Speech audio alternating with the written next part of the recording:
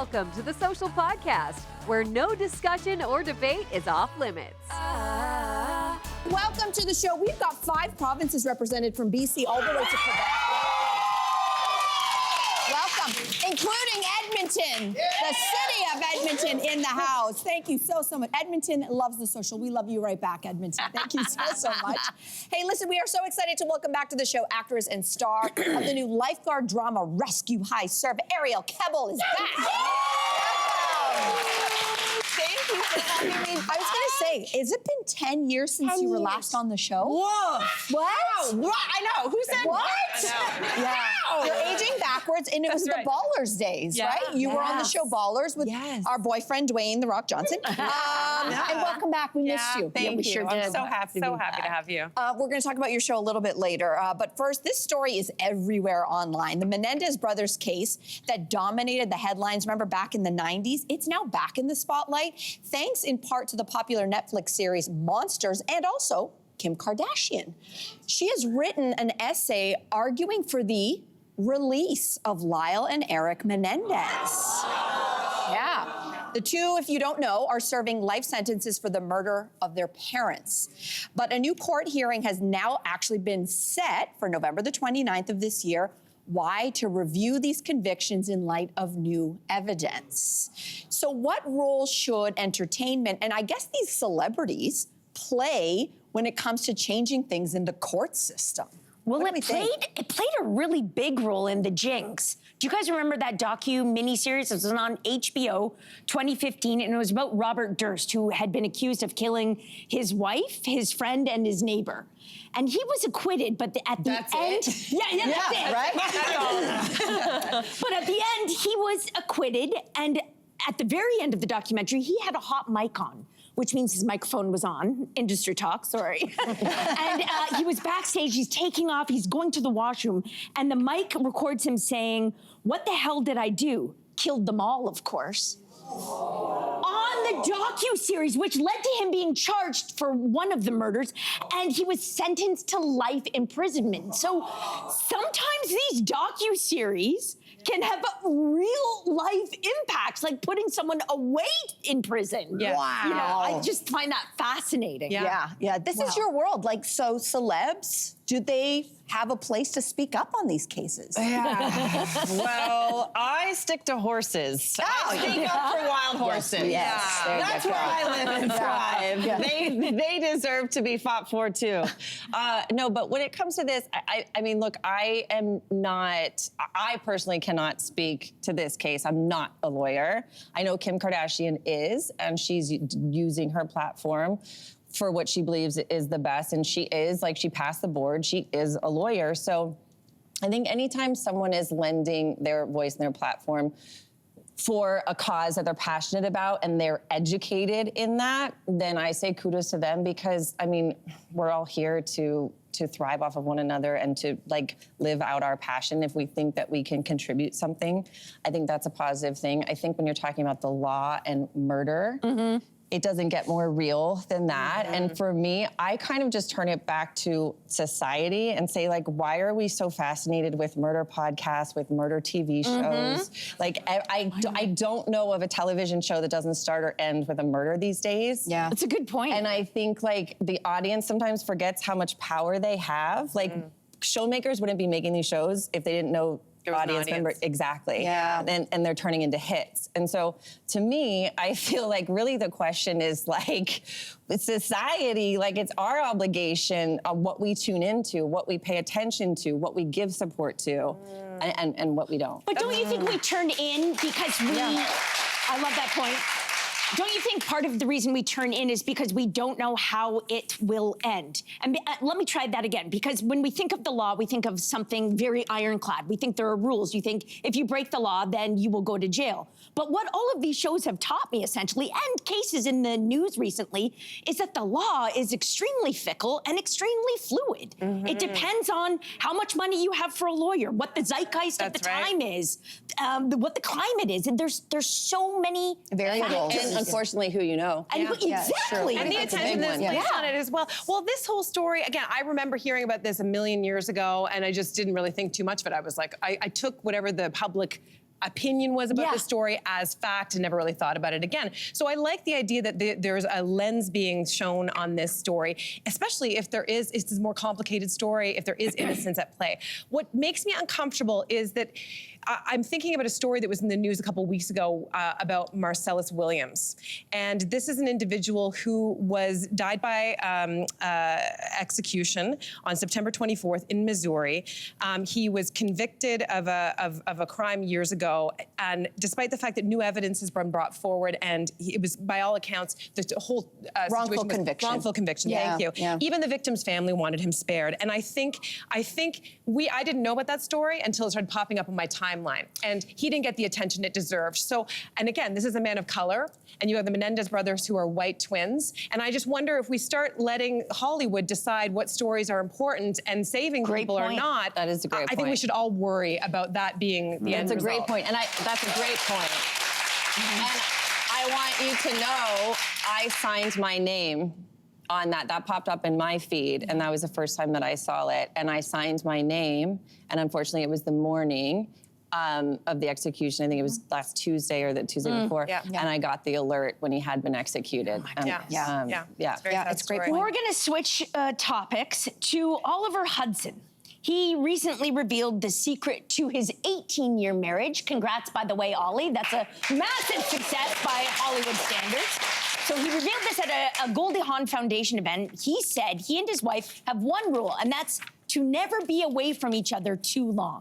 So, do you have any relationship rules? There are ironclad rules in your relationship that you follow. I like to say conversation points. It's an ongoing conversation. It's a fluid conversation. I love this. I do think that it's important to, like I travel a lot for work, so does my partner, and so we do have like the 2-week rule. A lot of my friends have What's the that 2-week rule? After 2 weeks, you can sleep with anyone you want? Yeah.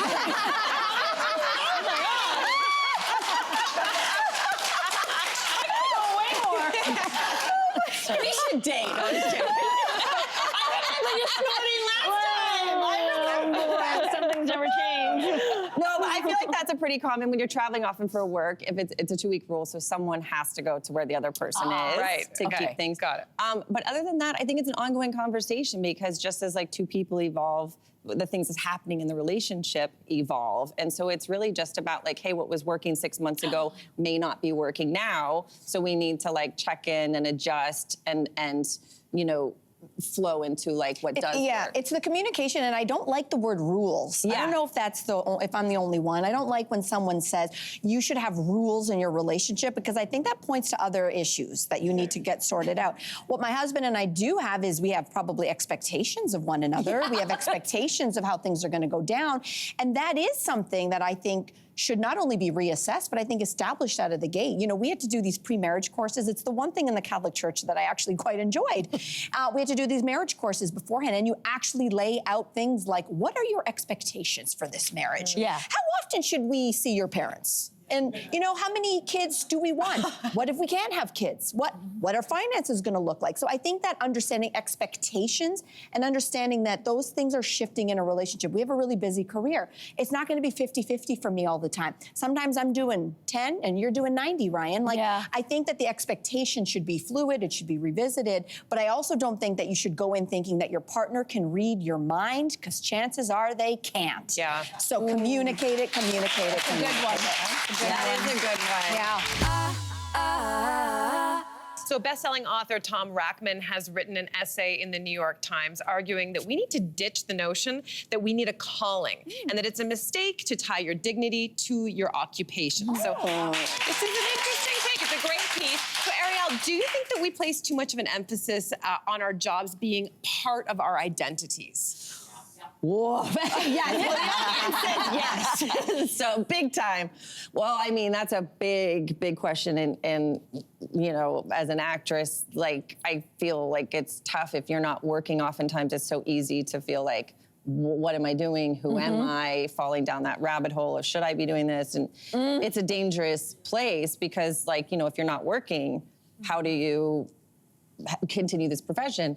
And I think that it's really at least what I feel now more than ever is it's not so much tying to our work, but tying to the idea that I have to be different from this person and this person and this person. And how do I show that I'm over here? So you should be hiring me. You should be following me on social media. You should, I think that we're living in a time where so many people are hyphenated, but it's kind of like almost proving what makes me special instead of just trusting who I am. Is enough, and people will align with what I'm representing, and that will build and create its own path. Oh boy. Yeah, big. You guys think big. I think I do want to acknowledge that there's such a portion of this discussion that is privileged in the sense that not everybody gets to choose or has the opportunity to follow their dreams. Let's be honest, in this capitalist world, there's always somebody that has to be doing the low-wage job. And does that person get the same access to their dreams as everybody else? And so I want to acknowledge that chasing your dreams is not an equal opportunity endeavor for everybody. Having said that, I would hope that everybody finds a way to do what they love, because we spend so much of our time working. Wouldn't it be sad if it wasn't your best self and fulfilling you and filling your cup as opposed to depleting you every day? Yeah. So that's the hope. Can we actually get there? And then also in the age of AI, we've got little kids. I don't know that the jobs they want will exist in 5 or 10 years. So what does passion mean when a robot might do your job? Yeah. So I think this is a very interesting conversation. I do too. You got me thinking, do you think it's partly a North American phenomenon too, the idea that we're so tied to our careers? Even thinking about the saying, like, we tell our kids, maybe you don't, I'm speaking very generally, but you can be anything that you want. And even if you disagree with that statement, be anything, it's not be anything you want as a person, it's be anything you want for your vocation. So right away, right out of the gate, we're saddling ourselves and our young people with this idea that what you do is who you are. And in our case, it's but in our case, it's quite literal. It is literal. We do, we get paid, for better or worse, to be ourselves. It's true. It is true. Like, talk about identity crisis. It is. You point out a good thing. It's an odd thing, like that we can leave the job, but we can't leave ourselves. But it is ourselves that are in the job. So it's a kind of snake eating its own tail. I wish that for younger people, or when I was young at least, that I was given this idea around values. I've only just, as a grown adult, done values exercises. I don't know if people are familiar with this. If you're not, you can Google this, and there's about 50 to 100 words, anything from, family to, environment, like things that you might identify with, and what you're tasked with is to reduce that list to like your top 5. And it's not easy, because you might identify with a lot of them, but what are your most important things? And then try and reduce it to your top 2. This is an exercise for everyone to do, because when I did it, I finally realized that, like, it's not so much the job that I do, it's these 2 values. Do you want to know my top 2 values? Yes. Do you want to know? Yeah. Okay, so my 2 ones are connection, and connection above all. Like, people will be like, oh, you didn't pick family? That's in the umbrella of, like, I want to feel connected to myself, to my body, to my friends, to my family. That's an important thing. So every day, if I center myself on I want to feel connected, it doesn't matter in a way what I do, if that's my value. My second one is authenticity. And that's a word that gets thrown around a lot. And I think it's just, for me, it means feeling truthful. So I encourage everyone to do this, and then do it with your partner. Here's the next sexy exercise. Do it with your partner as well. I'm getting so much good relief. She's a resident expert. We love her. Okay, on to one of my favorite topics, which is breaking wind. Julia snorts. Exactly. Not from this orifice, though. Director Barry Sonnenfeld revealed in a podcast that a nuclear-level fart from Will Smith truly stopped production on Men in Black for 3 hours. Oh my gosh. We want to know if you've ever stopped traffic for 3 hours with breaking wind, or just your general reaction to this incredible story. I feel like you might have a story. Do you have a story? I have a story, Well, I'm Team Tommy in this because Ashanti was Will Smith when we were filming John Tugger Must Die. And we were filming the trunk scene in a car. So it was just the two of us locked in a car. Not the singer. The singer? The singer who just had a baby. Oh, she's so demure. No, she's not. No, she's not. She let one rip and she went, gotcha! And she threw it in my face from her butt. Yes, she did. Yes, she did. Yes, she did. I'm getting you back, Ashanti, because you told that story before and I never got to. Oh my gosh! That is next level. Oh my gosh! It smelled. Oh my God. Oh my gosh! You've the changed greatest my story whole ever. concept of her. I just love it. Well, Oh that's what my I'm here goodness. for. Well, Tales, classic move. Tales from the set is what we love. And Yes. speaking of the set, you've got a brand new role as M, and it's the first female lieutenant in ocean safety. It's a brand new CTV show called Rescue High Surf. Very cool. And the show follows the personal and professional lives of lifeguards patrolling the most dangerous coastline in the world. Before we ask you about it, why don't we take a look? Yes. We save people. Go. This is the most dangerous beach in the world. We got this. But we have to do it together. All of us.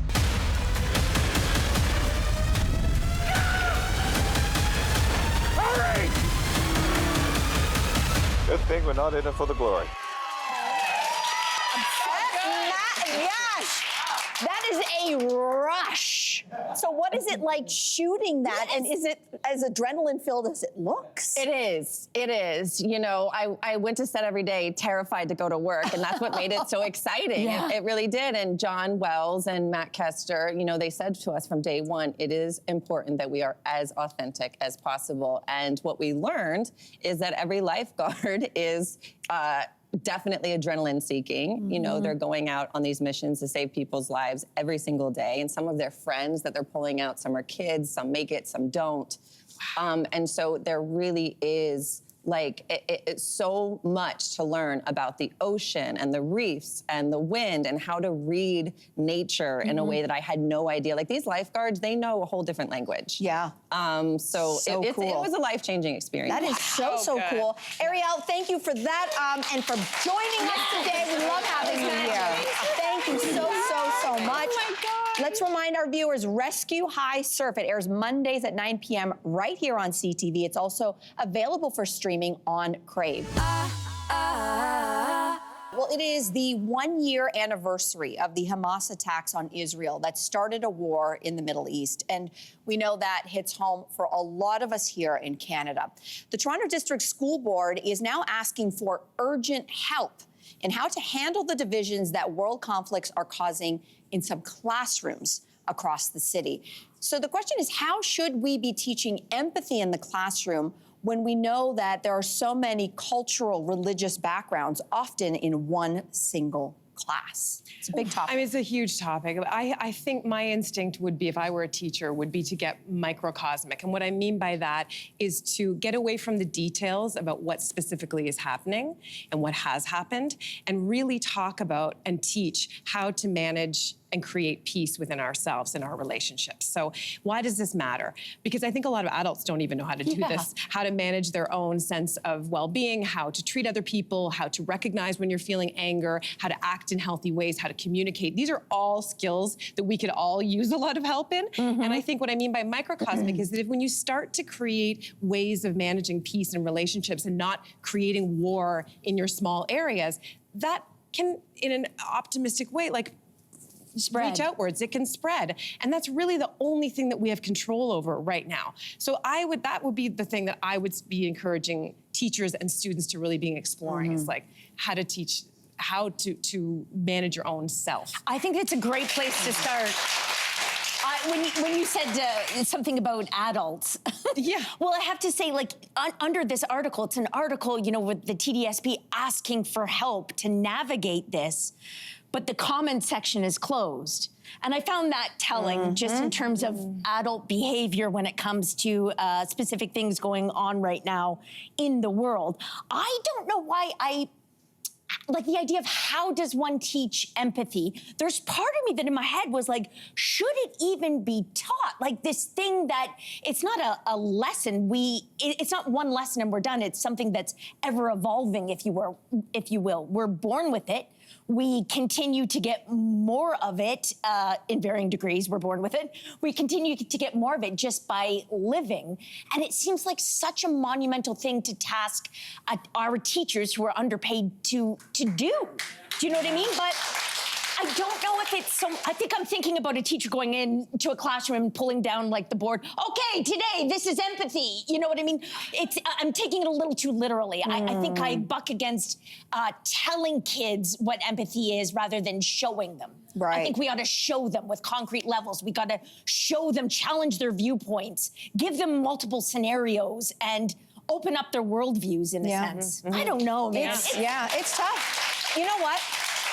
It's a year ago, but I think I can probably speak for all of us on the show. There is always, especially when this first broke out, such a pressure to say something or do something. And especially when this first started, I think a lot of people were like, well, I'm not qualified. I don't have enough education in any of this to have an informed opinion. And I think for a lot of people, it was smart to stay quiet at first. While, when I say stay quiet, that means that you don't pull out of the conversation. No. It means you're actively listening. And I think that is a skill that we can teach our kids, is to how to actively listen. But the other skill that we can teach, and this is also at home for us parents, is how to have uncomfortable conversations. This is an uncomfortable conversation. I am not equipped in Mideast politics to sit there and say, okay, kids, this is what we're going to learn today. I don't think that that's fair to put on any teacher. But what I did, and I learned this back at the George Floyd Black Lives Matter time, is who is modeling how to have uncomfortable conversations. And you may have heard the name Emmanuel Acho, and he had this wonderful YouTube channel, and it was called Uncomfortable Conversations with a Black Man. And at the time, it started with uncomfortable conversations where he was having white supremacists on his show and Black men and everybody in between, and modeling how to have uncomfortable conversations. And so quickly, if you're trying to find a resource, he has currently, from a year ago, and an updated edition on his YouTube channel, an Israeli-born Jewish author named Noah Tishby and Palestinian-American activist Noura Erakat. And these two episodes are available right now, and he models what having uncomfortable conversations sounds like. And I also got educated. And what did I come away with? There was a shocking amount of common ground between these two women on this issue. Remembering the humanity in Remembering the humanity in all of this. And that's what it comes down to, empathy and humanity. Subscribe to the Social Podcast so you don't miss a fiery debate.